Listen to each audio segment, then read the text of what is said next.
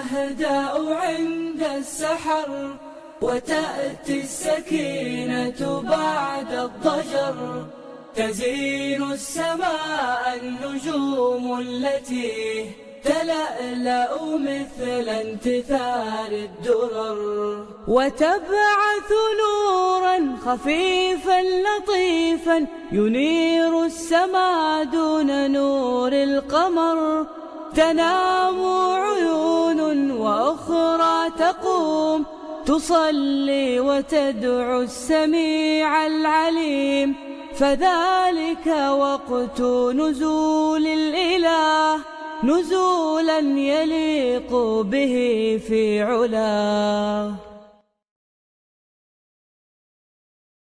بسم الله الرحمن الرحيم. ربنا إننا سمعنا مناديا ينادي للإيمان أن آمنوا بربكم فآمنا ربنا فاغفر لنا ذنوبنا وكفر عنا سيئاتنا وتوفنا مع الأبرار. المنادي media পরিবেশন করছে উস্তাদ আবু সুফিয়ান হাফিজাহুল্লাহর বয়ান। الحمد لله وحده والصلاة والسلام على من لا نبي بعده أما بعد. আজকে আমাদের আলোচনার বিষয়বস্তু হলো তাহাজ্জুদের অপরিসীম গুরুত্ব। তাহাজ্জুদ সম্পর্কে আল্লাহ সুবহানাহু ওয়া তাআলা এবং তার রাসূল সাল্লাল্লাহু আলাইহি ওয়াসাল্লাম আমাদেরকে কিভাবে গুরুত্বারোপ করেছেন সেটা আমরা আজকে দেখব ইনশাআল্লাহ। তবে অতীতের মতো আমরা আজকেও আমাদের আলোচনাটা ইনশাআল্লাহ সংক্ষিপ্ত করার চেষ্টা করব। আল্লাহ সুবহানাহু ওয়া তাআলা বলছেন সূরা জুমারের মধ্যে, أَمَّنْ هُوَ قَانِتٌ آنَاءَ اللَّيْلِ سَاجِدًا وَقَائِمًا يَحْذَرُ الْآخِرَةَ وَيَرْجُو رَحْمَةَ رَبِّهِ قُلْ هَلْ يَسْتَوِي الَّذِينَ يَعْلَمُونَ وَالَّذِينَ لَا يَعْلَمُونَ إِنَّمَا يَتَذَكَّرُ أُولُو الْأَلْبَابِ। অর্থ, যে ব্যক্তি রাতের বিভিন্ন প্রহরে সিজদাবনত হয়ে ও দাঁড়িয়ে আল্লাহ সুবহানাহু ওয়া তাআলার ইবাদত করে এবং আখিরাতের আসল জীবনকে ভয় করে এবং তার রবের রহমত ও দয়া প্রত্যাশা করে, সে কি তার সমান যে তা করে না? বলুন, যারা জানে এবং যারা জানে না তারা কি কখনো সমান? জ্ঞান সম্পন্ন লোকেরা শুধুমাত্র উপদেশ গ্রহণ করে। আল্লাহ সুবহানাহু ওয়া তাআলা এখানে যে বলেছেন আম্মান হুয়া কানিতুন আনা আল-লাইলি সাজিদা ওয়া কাইমান ইয়াহযারুল আখিরাহ, এই ব্যাপারে সমস্ত সাহাবা একরাম এবং সমস্ত উলামা একরাম একমত যে রাতের বিভিন্ন প্রহর বলতে আল্লাহ সুবহানাহু ওয়া তাআলা মাগরিব, ইশা এবং এই দুই সালাতের সুন্নাহ নওয়াফিলগুলো, বিশেষ করে রাতের শেষ দিকে সালাতুল লাইল, কিয়ামুল লাইল যেটাকে আমরা বলি অথবা তাহাজ্জুদ বলি, এটাকে বোঝানো হয়েছে।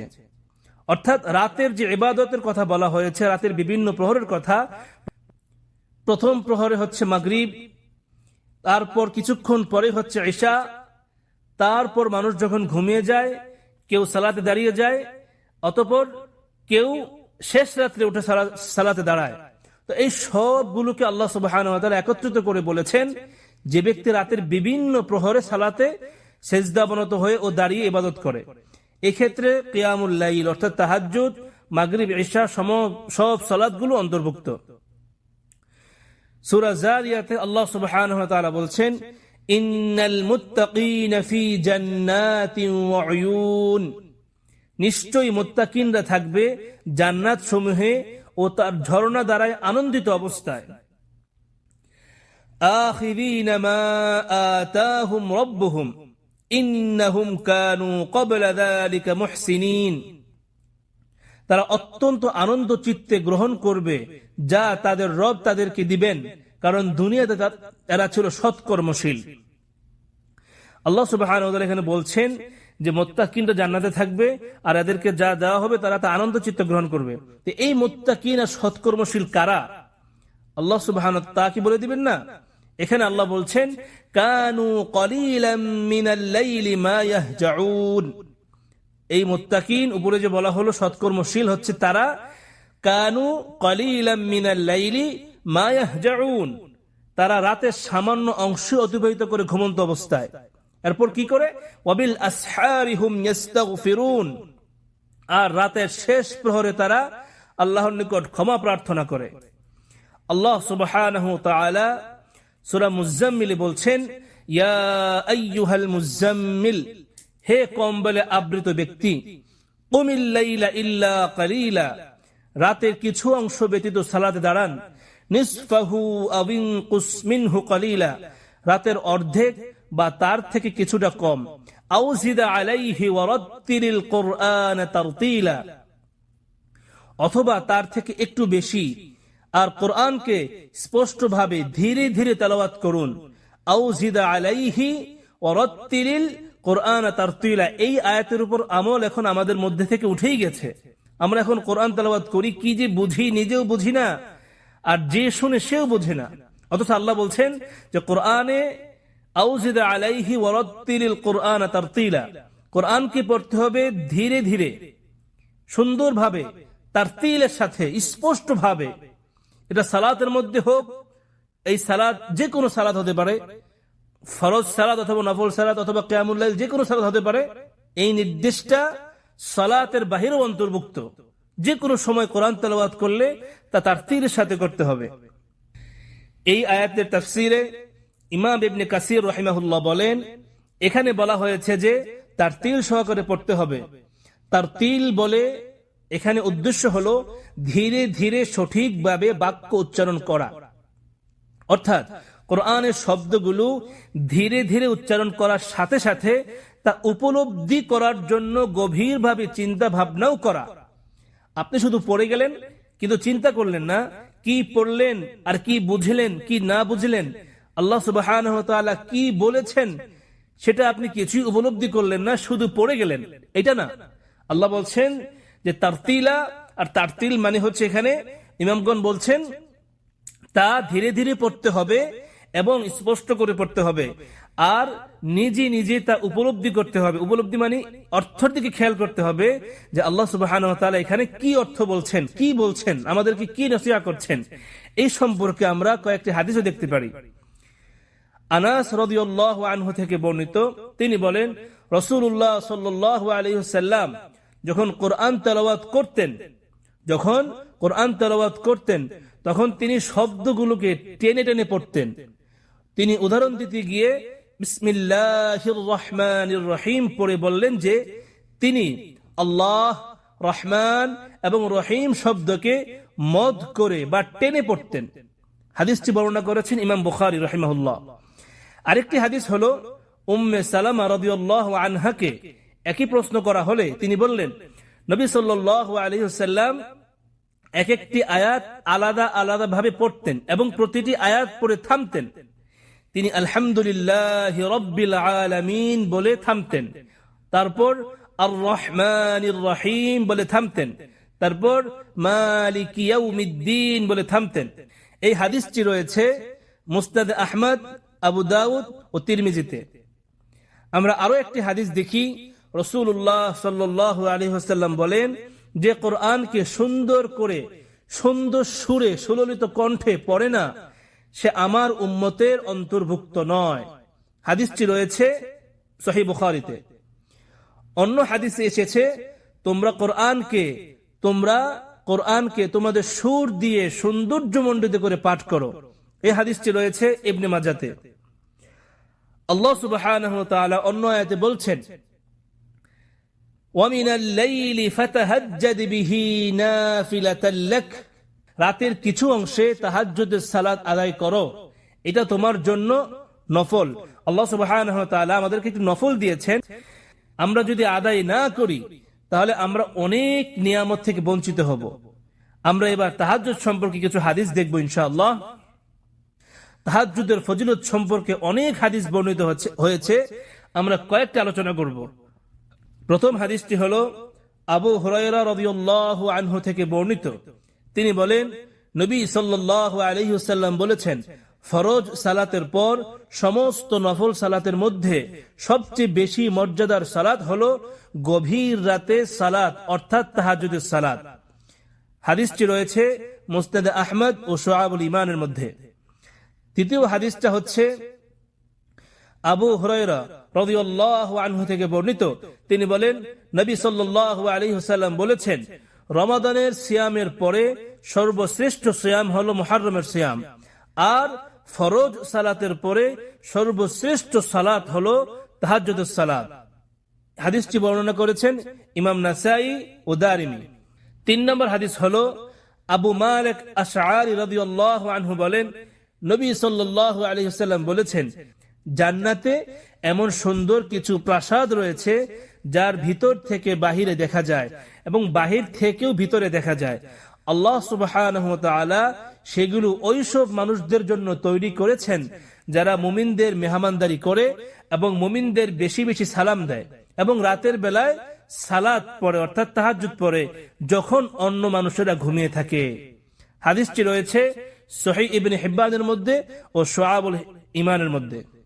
4 নম্বর হাদিসটি হলো আবু উমামা বাহিলি রাদিয়াল্লাহু আনহু বলেন, নবী সাল্লাল্লাহু আলাইহি ওয়াসাল্লাম বলেছেন, তোমরা তাহাজ্জুদের সালাত পড়ো, কেননা তাহাজ্জুদ হলো তোমাদের পূর্ববর্তী নেককার সফলতা প্রাপ্ত ব্যক্তিদের সফলতা পাওয়ার আমল। কত গুরুত্বপূর্ণ কথা! আল্লাহ রাসূল বলছেন তোমরা তাহাজ্জুদের সালাত আদায় করো, কেননা তাহাজ্জুদ হলো তোমাদের পূর্ববর্তী নেককার ও সফলতা প্রাপ্ত ব্যক্তিদের সফলতা পাওয়ার আমল এবং আল্লাহ তাআলার কাছে তোমাদের নৈকট্য লাভের উপায়, আর তোমাদের সমস্ত পাপ মোচনকারী ও পাপ থেকে বাধা প্রদানকারী ইবাদত। আল্লাহু আকবার! কত গুরুত্বপূর্ণ হাদিস। রাওয়াহু তিরমিজি, রাওয়াহু তাবরানী ওয়া ফি মাজমাউল কাবীর। এই হাদিস থেকে আমরা যেটা বুঝি তা হলো আমাদের আগে যারা সফলতা পেয়ে গেছেন, যারা আল্লাহর রাস্তায় শাহাদাত বরণ করেছেন, যারা মুজাহিদ হয়েছেন এবং জিহাদ করছেন এবং যারা আল্লাহ সুবহানাহু ওয়া তাআলা পর্যন্ত পৌঁছে গেছেন, সফলতা পেয়ে গেছেন, এই সব মানুষগুলো তাহাজ্জুদ ব্যতীত আল্লাহর কাছে কবুল হতে পারেনি। সুতরাং আমরা যারা জিহাদ করব বলে আশা রাখি, শহীদ হব বলে আশা রাখি, আল্লাহর সাথে সাক্ষাৎ করব বলে আশা রাখি, জান্নাত পাবো বলে আশা রাখি, এইসব মানুষদেরকে ফরজ ইবাদতের সাথে সাথে তাহাজ্জুদের সালাতকে নিজের জন্য খাস করে নিতে হবে। তাহলে আল্লাহ সুবহানাহু ওয়া তাআলা আমাদেরকে সফলতা প্রদান করবেন ইনশাআল্লাহ সুবহানাহু ওয়া তাআলা। 5 নম্বর হাদিস আমরা দেখব আবু হুরায়রা রাদিয়াল্লাহু তাআলা আনহু থেকে বর্ণিত, তিনি বলেন, নবী সাল্লাল্লাহু আলাইহি ওয়াসাল্লাম বলেছেন, যে ব্যক্তি রাতে জাগ্রত হয় এবং নিজের স্ত্রীকে জাগ্রত করে দেয়, অতঃপর উভয়ে একসাথে 2 রাকাত সালাত আদায় করে, তাদের উভয়কে অধিক জিকিরকারীদের তালিকাভুক্ত করা হয়। রাওয়াহু আবু দাউদ ওয়া ইবনু মাজাহ। এই হাদিস থেকে আমরা বুঝতে পারি যে যদি স্বামী স্ত্রী একত্রিতভাবে থাকে তাহলে একজন উঠলে আরেকজনকে সালাতের জন্য উঠাই দেওয়া। আরেক হাদিসে আল্লাহ রাসূল বলেছেন যে তোমরা তোমাদের স্ত্রীদেরকে যদি না ওঠে মুখে পানি মারো, হালকা ছিটা মারো। এটা আল্লাহ রাসূল করতেন। যখন তাহাজ্জুদের সময় হতো তখন তার স্ত্রীদেরকে যদি ওনারা ঘুমের থেকে উঠতে দেরি করতেন তাহলে হালকা পানির ছিটা ওনাদের মুখে মারতেন। এটাও আল্লাহ সুবহানাহু ওয়া তাআলার জন্য একটা ভালোবাসা স্ত্রীদের সাথে। এবার আমরা আসব, যদি কোনো ব্যক্তি নিয়ত করে ঘুমায় যে আমি তাহাজ্জুদ পড়ব, সত্যি সত্যি সে নিয়ত করেছে এবং ইচ্ছা পোষণ করেছে এবং কোনো অলসতা করেনি এর আগের দিনগুলোতে, তাহলে আল্লাহ সুবহানাহু ওয়া তাআলা তাকে তাহাজ্জুদের সওয়াব দিয়ে দিবেন যদিও সে উঠতে না পারে। তো আমরা এই সম্পর্কে হাদিস দেখব। আবু দারদা রাদিয়াল্লাহু আনহু থেকে বর্ণিত, তিনি নবী সাল্লাল্লাহু আলাইহি ওয়াসাল্লাম থেকে বর্ণনা করেন, যে ব্যক্তি রাতে ওঠার নিয়ত করে ঘুমায় এরপর গভীর ঘুম হওয়ার কারণে যদি উঠতে না পারে তাহলে তার নিয়ত মোতাবেক তাকে আজর বা সওয়াব দেওয়া হবে, আর আল্লাহ সুবহানাহু ওয়া তাআলার পক্ষ থেকে তার ঘুমকে সাদাকাহ স্বরূপ গণ্য করা হবে। রাওয়াহু ইবনু মাজাহ ওয়া ফি সহিহ ইবনে খুযাইমাহ। আমরা সকলেই চাই যে আল্লাহ যেন আমাদের দোয়াগুলোকে কবুল করেন। এই জন্য আমরা আল্লাহর কাছে দোয়া করি, বিশেষ করে হিজরত, জিহাদ, শাহাদাহ, অটলতা, এইসব বিষয়। তো আল্লাহ সুবহানাহু ওয়া তাআলা এমন একটা সময় রেখেছেন যে সময়টাতে আল্লাহ তাআলা গ্যারান্টি দিয়েছেন তার রাসূলের মাধ্যমে যে অবশ্যই দোয়া কবুল হবে, আর সেই দোয়াটি হচ্ছে তাহাজ্জুদের সময়। আমরা এই সম্পর্কে হাদিস দেখি। আবু হুরায়রা রাদিয়াল্লাহু তাআলা থেকে বর্ণিত, তিনি বলেন, নবী সাল্লাল্লাহু আলাইহি ওয়াসাল্লাম বলেছেন, আল্লাহ তাআলা প্রতি রাতে প্রথম আসমানে আসেন যখন রাতের 3 ভাগের 1 ভাগ বাকি থাকে। অন্য এক হাদিসে আছে যখন রাতের 3 ভাগের 1 ভাগ অতিবাহিত হয়। আল্লাহ তাআলা পৃথিবীর আসমানে এসে ডাকতে থাকেন, কে আছো আমার কাছে দোয়া করবে, আমি তার দোয়া কবুল করব। কে আছো আমার কাছে চাইবে, আমি তাকে দিব। কে আছো আমার কাছে ক্ষমা চাইবে, আমি তাকে ক্ষমা করে দিব। কে আছো অসুস্থ, আমার কাছে চাইবে সুস্থতা, আমি তাকে সুস্থতা দান করব। এইভাবে আল্লাহ তাআলা বিভিন্ন ভাবে ডাকতে থাকেন। এই হাদিসটি রয়েছে বুখারী, মুসলিম, আবু দাউদ, তিরমিজি সহ প্রায় সমস্ত হাদিসের কিতাবগুলোতে। তো এই হাদিস থেকে আমরা দেখব যে আল্লাহ সুবহানাহু ওয়া তাআলা নিজে প্রথম আসমানে এসে আমাদের মতো হতভাগা গুনাহগারদের ডাকতে থাকেন। আর আমাদের মতো পাষাণ্ড মানুষগুলো তখন ঘুমাই থাকে। আল্লাহর সেই আহ্বানে সাড়া দেওয়ার মতো মানুষ খুবই কম থাকে তখন। তাহলে আপনি ভাবুন যে আল্লাহর মতো মহান সত্তা, যার সমতুল্য কিচ্ছু নাই, সে আল্লাহ আপনাকে ডাকছে আর আপনি না ডেকে ঘুমাচ্ছেন। আল্লাহ কি আপনাকে জিহাদের জন্য, শাহাদাতের জন্য কবুল করবেন? এটা আপনার কাছে আমার প্রশ্ন, আল্লাহকে কবুল করবেন? আপনার কি মনে হয়? আমি আগেই তো হাদিসে বলেছি, আগে একটা হাদিস বর্ণনা করেছি, সেখানে বলা হয়েছে যারা আল্লাহর কাছে কবুল হয়েছে তাদের আমলটাই তো ছিল তাহাজ্জুদের আমল। তো আল্লাহ সুবহানাহু ওয়া তাআলা যেখানে নিজে এসে ডাকছেন পৃথিবীতে, পৃথিবীর আসমানে, সেখানে আমরা যদি ঘুমাই থাকি তাহলে আল্লাহর সাথে আর আমাদের সাথে সম্পর্কটা কেমন হবে? এটাকে আমরা কখনো কল্পনাও করেছি? আপনি যদি একজনকে ভালোবাসেন, সে হোক আপনার মা, হোক বাবা, হোক স্ত্রী, হোক অন্য যে কোনো হারাম সম্পর্কের কেউ, আপনাকে যদি সে ডাক দেয়, সেটা মোবাইল ফোনে হোক অথবা আপনার বাসার পাশে এসে নক করে হোক অথবা জানালা দিয়ে টোকা দিয়ে হোক অথবা কলিং বেল দিয়ে হোক, তখন আপনি কি করেন? দৌড়ে ছুটে যান যে কে আসলো, কেন ডাকলো, কি বা কাজ, খুব বেশি আগ্রহ করেন। তো দুনিয়ার এই তুচ্ছ বিষয়গুলোকে যদি আপনি এত আগ্রহ করেন, এত আগ্রহ দেখান, তাহলে মহান রব যিনি, সাত আসমানের সাত জমিনের মালিক যিনি, সে আল্লাহ আপনাকে ডাকছে, আপনি ঘুমাচ্ছেন, এটা ভাবতেও তো অবাক লাগে।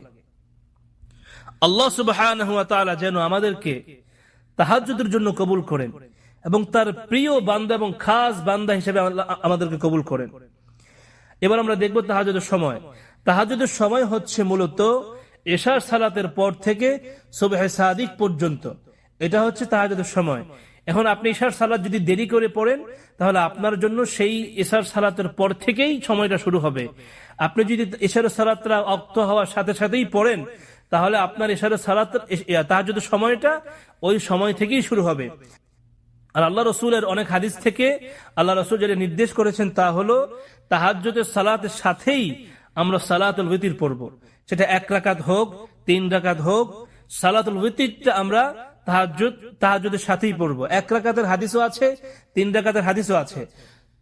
আমরা যেন আল্লাহ সুবহানাহু ওয়া তাআলার কাছে তাহাজ্জুদের সালাতের মাধ্যমে প্রিয় বান্দা এবং বান্দি হতে পারি এবং আল্লাহ সুবহানাহু ওয়া তাআলা যেন আমাদেরকে শাহাদাতের জন্য, জিহাদের জন্য, জান্নাতুল ফেরদাউসের জন্য কবুল করেন, এই আশা রেখে, এই দোয়া রেখে আজকে এখানেই শেষ করছি। ওয়া আখিরু দাওয়ানা আলহামদুলিল্লাহি রাব্বিল আলামিন। আসসালামু আলাইকুম ওয়া রাহমাতুল্লাহি ওয়া বারাকাতুহু।